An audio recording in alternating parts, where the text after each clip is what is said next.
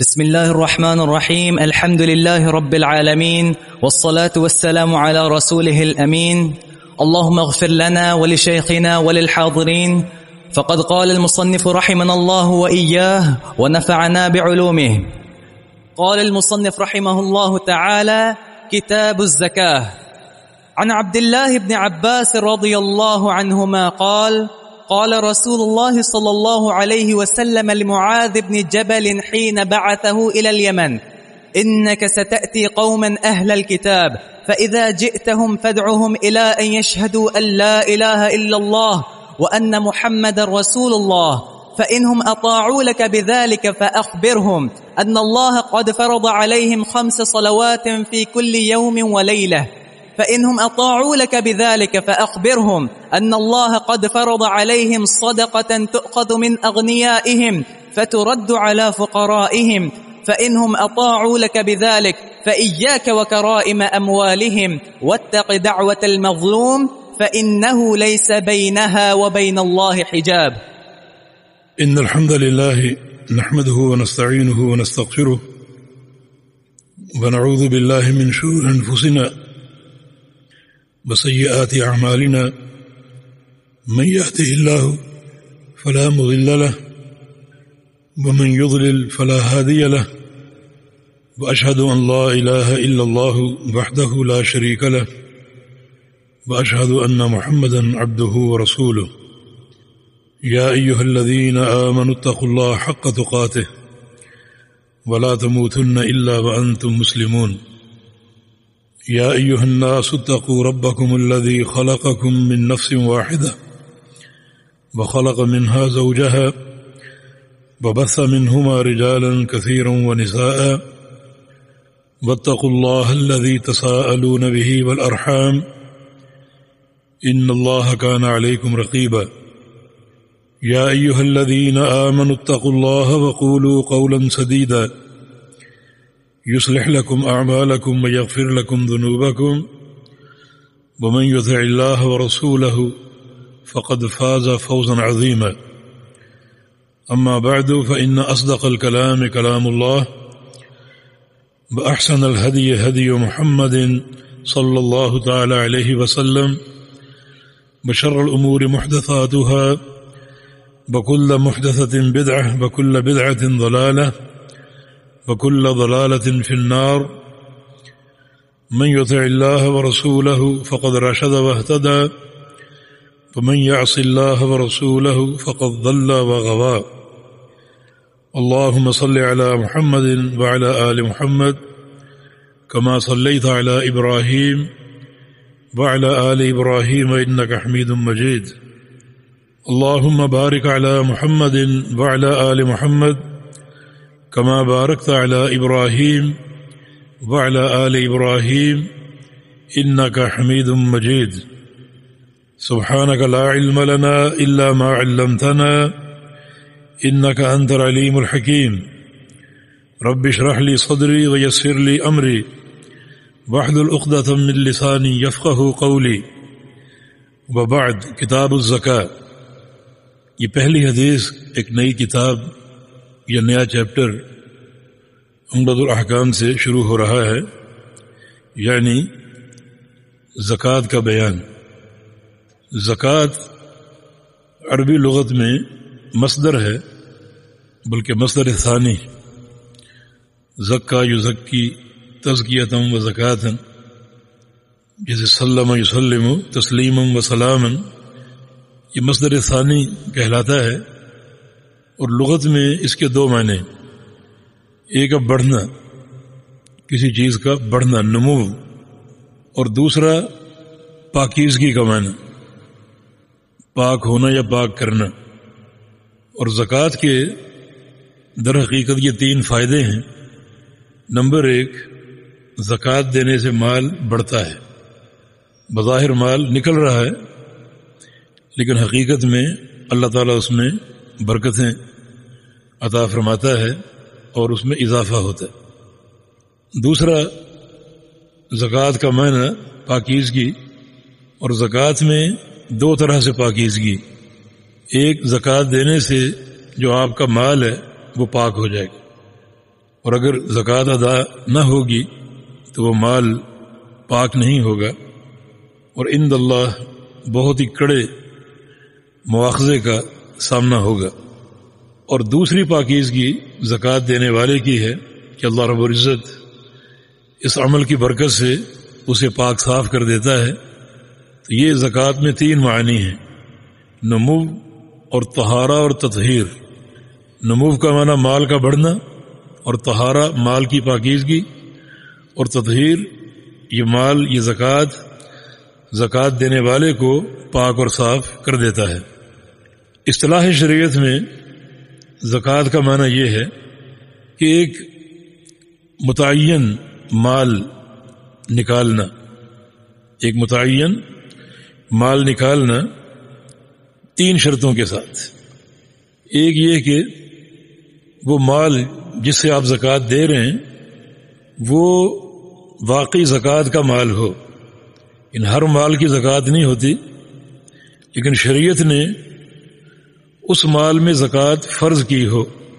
یہ مال مخصوص ہے، جیسے درہم و دینار ہیں، یا پھر سونا ہے، یا پھر اونٹ ہیں، بکریاں ہیں، گائے ہیں، یا پھر کھیتی باڑی فصل وغیرہ، باغات وغیرہ۔ یہ تمام امور شرعاً یہ سارے مال زکوٰۃ کے مال ہیں۔ دوسری شرط یہ ہے کہ مخصوص لوگوں کو زکوٰۃ دی جائے، یعنی زکوٰۃ ہر ایک کو نہیں دی جاتی۔ قرآن پاک نے زکوٰۃ کے 8 مصارف بیان فرمائے ہیں، جیسے فقراء ہیں، مساکین ہیں، مقروض ہیں، اور مؤلفۃ القلوب ہیں، تالیف قلبی کے لیے، مسافر ہیں، فی سبیل اللہ کی مد ہے۔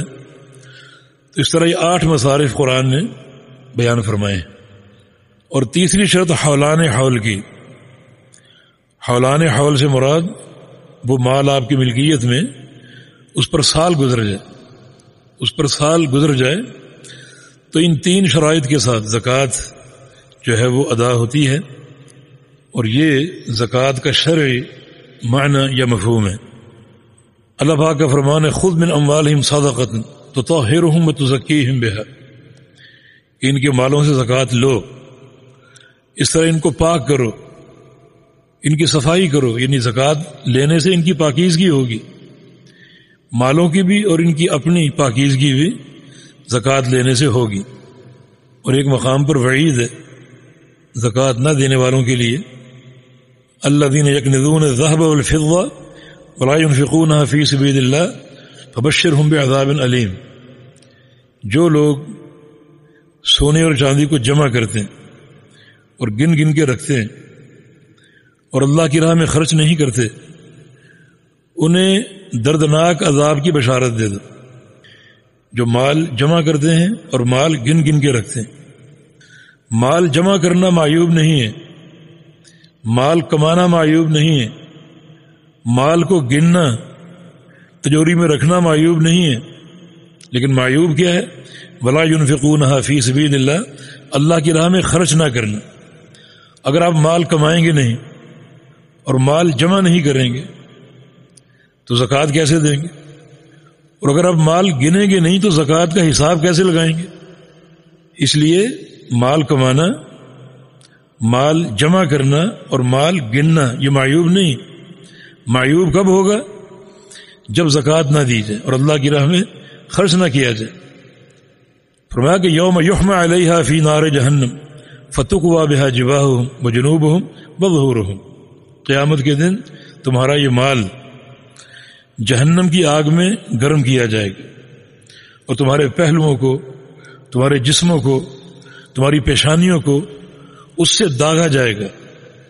یہ ایک عذاب علیم ہے، دردناک سزا ہے یہ ان لوگوں کے لیے جو زکوٰۃ نہیں دیتے اور مال کی محبت میں گرفتار ہوں اور مال جمع کرنے اور گن گن کے رکھنے کے دل دادا ہوں۔ چنانچہ یہ پہلی حدیث عبداللہ بن عباس رضی اللہ عنہما کی روایت سے ہے، فرماتے ہیں کہ قال رسول اللہ صلی اللہ علیہ وسلم لمعاذ بن جبل حین بعثہ الی الیمن، رسول اللہ صلی اللہ علیہ وسلم نے معاذ بن جبل کو یمن بھیجا بطور ایک معلم کے، اور بطور ایک داعی کے یمن ان کو بھیجا آپ نے. جب یمن بھیجا تو انہیں کچھ نصیحتیں فرمائیں، کچھ باتیں ارشاد فرمائیں. فرمایا کہ انک ستأتی قوم من اہل الکتاب، تم یمن جس قوم کی طرف جا رہے ہو وہ سب اہل کتاب ہیں، عیسائی. فَإِذَا جِئْتَهُمْ فَادْعُهُمْ إِلَىٰ أَن يَشْهَدُوا أَن لَا إِلَٰهَ إِلَّا اللَّهُ. جب آپ ان کے پاس جائیں تو آپ کا پہلا فریضہ، پہلی ڈیوٹی اور پہلا جو فرض منصبی ہے وہ یہ ہے کہ ان کو لا الہ الا اللہ کی گواہی کی دعوت دینا، توحید کی دعوت. توحید سب سے پہلا حق ہے، یہ گواہی دینا، یہ دعوت. وَأَنَّ مُحَمَّدَ الرَّسُولُ اللَّهِ، اور اس گواہی کی دعوت دینا کہ محمد صلی اللہ علیہ وسلم اللہ کے رسول ہیں، ان کی رسالت کی گواہی دو. یہ اولین فریضہ ہے اور توحید سب سے پہلے، لا الہ الا اللہ کی گواہی سب سے پہلے، اور اس کے بعد دوسری گواہی رسول اللہ صلی اللہ علیہ وسلم کی رسالت کی. فَإِنْهُمْ أَطَاعُوا لَكَ بِذَلِكَ فَأَخْبِرْهُمْ أَنَّ اللَّهَ قَدْ فَرَضَ عَلَيْهِمْ 5 صلوات فِي كُلِّ يَوْمٍ وَلَيْلَةٍ. اگر آپ کی یہ توحید کی بات مان لیں، اللہ تعالیٰ کی وحدانیت کی گواہی دے دیں اور محمد صلی اللہ علیہ وسلم کی رسالت کی گواہی دے دیں، پھر ان کو بتانا کہ تم پر 5 نمازیں فرض ہیں. جب تک توحید قبول نہ کریں اس وقت تک نماز کا ذکر نہیں کرنا. پہلے توحید ہے، توحید قبول کر لیں، اس کو سمجھ لیں، اس کو اختیار کر لیں، پھر ان کو بتانا کہ تم پر 5 نمازیں فرض ہیں. کیونکہ اگر وہ نماز قبول کر لیں اور توحید قبول نہ کریں تو ان کا نماز قبول کرنا، نمازیں پڑھنا سب عبث ہے، کوئی فائدہ نہیں. حتیٰ کہ جو مسلمان کلمہ گو ہے، اگر اس کی توحید میں خلل ہے، اس کی توحید میں کوئی ذرا سا اضطراب ہے، تو اللہ رب العزت اس کی بھی نمازیں، روزے، کوئی نیکی قبول نہیں فرماتا. علامہ ابن قیم فرماتے ہیں کہ یہ شیطان کا پہلا جال ہے انسان کو پھنسانے کے لیے، شرک اور کفر کا جال. یہ اس کی پہلی محنت، ہر بندے پر اس کی پہلی محنت یہی ہوتی کہ اس کو شرک یا کفر کے جال میں پھنساؤں، اور دوسری محنت بدعت کی. اور اگر کامیاب ہو جائے پھر اس بندے کو چھوڑ دیتا، جاؤ جو مرضی کرو، نمازیں پڑھو، تہجد پڑھو، مسجدیں بناؤ، جو چاہے نیکیاں کرو، اب مجھے کوئی پرواہ نہیں. کیونکہ شرک یا بدعت کی موجودگی میں اللہ تعالیٰ کوئی نیکی قبول نہیں کرے گا، سارے اعمال عبث اور بیکار. یہ ترتیب انتہائی ضروری. آپ صلی اللہ علیہ وسلم نے معاذ کو بطور خاص یہ نصیحت فرمائی کہ پہلے توحید کی دعوت، پھر نماز. جب تک توحید قبول نہ کریں نماز کا ذکر نہیں کرنا، کیونکہ توحید کے بغیر نماز پڑھنا، نماز ادا کرنا بے فائدہ ہے، کوئی مقصد نہیں، بالکل عبث ہے. اور آگے فرمایا فَإِنْ أَطَاعُوا لَكَ بِذَلِكَ، اور اگر نماز کی دعوت قبول کر لیں فَأَخْبِرْهُمْ، تو ان کو خبر دینا أَنَّ اللَّهَ قَدْ فَرَضَ عَلَيْهِمْ صَدَقَةً تُؤْخَذُ مِنْ أَغْنِيَائِهِمْ فَتُرَدُّ إِلَىٰ فُقَرَائِهِمْ. انہیں بتانا کہ اللہ تعالی نے تم پر زکوٰۃ بھی فرض کی. صدقہ سے مراد زکوٰۃ، جس کا اصول یہ ہے کہ ان کے مالداروں سے لی جائے گی اور ان کے غریبوں کو دی جائے گی، فقیروں کو دی جائے گی، ان کے فقراء کو دی جائے گی. یہ نماز کے بعد صدقہ اور زکوٰۃ کی بات ہے. اس کا معنی یہ ترتیب اگر سامنے رکھیں، ایک شخص اگر زکوٰۃ دیتا ہے، صدقہ دیتا ہے، لیکن نماز نہیں پڑھتا، تو اس کا زکوٰۃ دینا اور صدقہ دینا بالکل فضول، عبث، کوئی فائدہ نہیں. یہ شریعت کی ترتیب ہے، یہ کڑیاں اسی طرح مربوط ہیں. اوپر توحید ہے، نیچے نماز، نیچے زکوٰۃ. اگر توحید نہیں نماز قابل قبول نہیں، اگر نماز نہیں زکوٰۃ اور صدقہ قابل قبول نہیں. اس لیے اس ترتیب کو سامنے رکھو اور اس ترتیب پر چلو. فَإِنْهُمْ أَطَاعُوا لَكَ بِذَلِكَ، اور اگر زکوٰۃ اور صدقے کی بات کو قبول کر لیں فَإِيَّاكَ وَكَرَائِمَ أَمْوَالِهِمْ، تو جو ان کے نفیس اموال ہیں ان سے بچنا. اگر آپ بطور عامل ان کے پاس کسی کو بھیجیں کہ ان کے پاس جائیں خود زکوٰۃ لینے کے لیے، یہ نہ ہو کہ ان کے نفیس مال پر تمہاری نظر ہو جو اعلیٰ ترین مال میں تو یہی لوں گا. شریعت نے اس کی حدود رکھی ہے، یعنی ایک درمیانہ مال زکوٰۃ میں لو، نہ بہت ہی اعلیٰ اور نہ بہت ہی گھٹیا. تمام امور میں یعنی توسط جو ہے، اوسط اور درمیانہ میانہ روی، یہ قابل تعریف ہے. تو فرمایا کہ اگر وہ زکوٰۃ کی دعوت قبول کر لیں اور زکوٰۃ دینے پر آمادہ ہو جائیں تو یہ ان کے نفیس مال ہیں، وہ نہیں لینے، بلکہ درمیانے مال سے زکوٰۃ دینی ہے. واتق دعوت المظلوم، اور مظلوم کی بد دعا سے بچنا. فإنه ليس بينها وبين الله حجاب، کیونکہ مظلوم کی بد دعا اور اللہ تعالیٰ کے درمیان کوئی حجاب نہیں ہوتا. اور مظلوم کی مظلوم کی بد دعا سیدھی عرش معلیٰ پر پہنچتی، اور اللہ تعالیٰ اپنے بندے سے فرماتا ہے کہ انصرنک ولو بعد حین، میرے بندے میں تیری مدد ضرور کروں گا، خواہ کچھ عرصے بعد کروں. اللہ تعالیٰ فوری مدد کرنے پر قادر، خواہ کچھ عرصے بعد کروں لیکن تیری مدد ضرور کروں گا. کچھ عرصے بعد کیوں؟ اس میں بہت سی حکمتیں ہیں. مدد اگر فوری آ جائے تو بندے کا تضرع کرنا ختم ہو جائے گا، اللہ تعالیٰ کے سامنے رونا، اپنی عاجزی، گریہ وزاری ختم ہو جائے گی. اللہ تعالیٰ چاہتا ہے کہ مظلوم یہ انسان روئے اس کے سامنے، آہ وزاری کرے، گر گڑائے. اللہ تعالیٰ کو بندے کی یہ دعا، بندے کا مانگنا، آہ وزاری کرنا بڑا پسند ہے. تو فرمایا کہ تیری مدد ضرور کروں گا، خواہ کچھ عرصے بعد کروں. یہ طویل حدیث، اس کو پیش کرنے کا مقصد یہ حصہ جو ہے نا کہ جب وہ نماز قبول کر لیں تو ان کو بتانا کہ اللہ تعالی نے تم پر زکوٰۃ فرض کی ہے. مانا زکوٰۃ فرض ہے.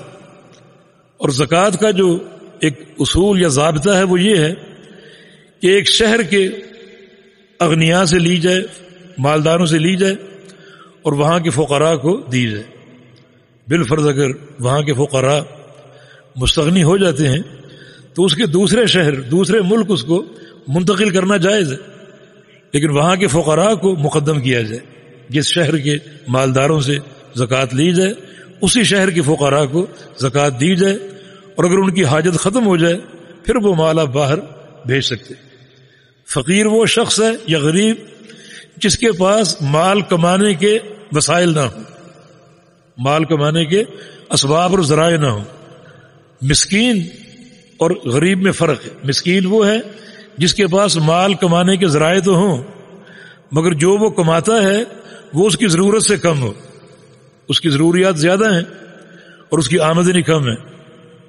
وہ اما المساکین فکانوا یعملون فی البحر، جو سفینہ موسیٰ اور خضر کے واقعے میں فرمایا کہ وہ مسکینوں کا سفینہ تھا. مانا ان کے پاس سفینہ تھا، کاروبار تھا، مگر ان کی آمدنی ان کے جو ضروریات تھی ان سے کم تھی، اس لیے وہ مساکین ہے. اور غریب اور فقیر وہ ہے جس کے پاس مال کمانے کے وسائل ہی نہ ہوں، اسباب ہی نہ ہوں. تو یہ حصہ اس بات پر دلالت کرتا ہے کہ زکوٰۃ فرض ہے. اور یہ ایک زکوٰۃ کا اصول. یہاں ایک اور بات قابل غور ہے، رسول اللہ صلی اللہ علیہ وسلم نے پورے یمن میں دعوت کے لیے ایک شخصیت کو بھیجا، معاذ بن جبل رضی اللہ عنہ. کچھ عرصے بعد ایک اور صحابی ابو موسیٰ اشعری کو بھیجا، 2 ہو گئے، لیکن آغاز آپ نے ایک صحابی سے کیا. اس میں 2 باتیں ایک نصیحت کے طور پر آپ لیجئے. نمبر 1 یہ کہ داعی یا دعات علماء ہوتے ہیں. معاذ بن جبل بڑے پائے کے عالم تھے. نبی علیہ السلام کی 2 حدیثیں، ایک آپ کا فرمان وَأَعْلَمُكُمْ بِالْحَلَالِ وَالْحَرَامِ مَعَاذٌ، کہ تم سب میں حلال و حرام کا سب سے بڑا عالم معاذ بن جبل ہے. آپ نے معاذ کی یہ تعریف اور ان کو یہ تزکیہ دیا، میں نے ان کی علمیت کا اعتراف کیا. دوسرا آپ کا فرمان ان معاذ یاتی یوم القیامہ امام العلماء برتوۃ، کہ معاذ بن جبل قیامت کے دن آئے گا میری امت کے علماء کی قیادت کرتے ہوئے. میری امت کے سارے علماء پیچھے ہوں گے اور معاذ ان کے آگے آگے ہو. یہ ان کی علمیت کی تعریف ہے، ایک تزکیہ رسول اللہ صلی اللہ علیہ وسلم کی طرف سے. تو دعوت کا کام داعی علماء ہوتے ہیں. دوسری بات یہاں یہ سامنے آ رہی ہے کہ نبی علیہ السلام نے اتنے بڑے یمن میں حالانکہ سارے اہل کتاب تھے، ایک شخصیت کو بھیجا، وہ پوری جماعت نہیں بھیجی۔ آج جماعتیں جانا، جماعتیں آنا، جماعت جا رہی، جماعت آ رہی، یہ اصطلاح مشہور ہے۔ دعوت کے لیے جماعت کا جانا، جماعت کا بھیجنا، اس کا کوئی شرعی اصل نہیں۔ دعوت کے لیے دعات جاتے ہیں، ایک داعی، دو داعی، لیکن جماعت کا تصور یہ غلط فکر کا نتیجہ ہے۔ اصل میں معتزلہ جنہوں نے ایک شوشہ یہ چھوڑا کہ خبر واحد حجت نہیں، ضروری ہے کہ ایک حدیث کو بیان کرنے کے لیے پوری جماعت ہو، یہ خبر دینے کے لیے پوری جماعت ہو، اور یہ بدعت شرائط کرتے کرتے ہماری صفوں میں ایسی داخل ہو گئی کہ اب دعوت کے لیے جماعتیں جا رہی ہیں، جماعتیں آ رہی ہیں اور جماعتیں جا رہی ہیں۔ دین اسلام اس کا کوئی تصور نہیں۔ حالانکہ اتنا بڑا یمن اور وہاں سارے کفار، آپ چاہتے تو وہاں زیادہ افراد بھیجتے، آپ کہیں گے ایک موقع پر 70 قراء آپ نے بھیجے تھے، اتنی بڑی جماعت بھیجی تھی نا۔ دراصل وہ 70 قراء اس لیے بھیجے کہ ان آنے والوں نے کہا تھا کہ ہماری کچھ جھڑپیں بھی ہوتی ہیں کفار سے، ہمیں زیادہ کمک چاہیے جو معلمین بھی ہوں اور ایسے موقع پر جہاد بھی کریں، تب آپ نے جماعت بھیجی تھی۔ لیکن ہمیشہ آپ نے ایک داعی کو جو ہے وہ بھیجا دعوت دین کے لیے اور لوگوں کو تعلیم دینے کے لیے۔ یہ جماعتوں کے بھیجنے کا تصور یہ دین سے ثابت نہیں۔ جی